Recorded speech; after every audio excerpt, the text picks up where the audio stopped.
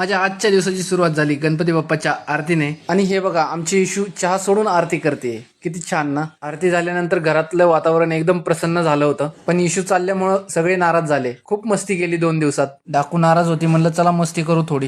ये देखो madam, last piece बचे 4।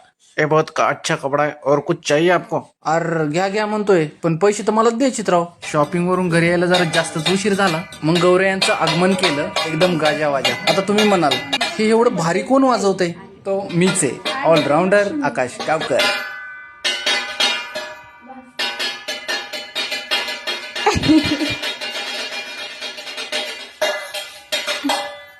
ह्या सगळ्या प्रथा माझ्यासाठी नवीनच होत्या, कारण हे सगळं लग्न झाल्यानंतर गौरी गणपतीला असतं.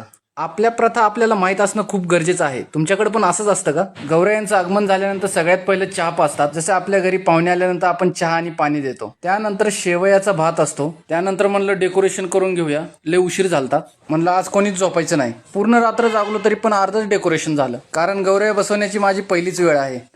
तुम्हाला म्हणलं होतं का नाही सगळं डेकोरेशन मी एकटाच करणार, केलं का नाही? मी लाइटिंग लावून घेतो, तोपर्यंत तुम्ही लाईक करा, फॉलो करा.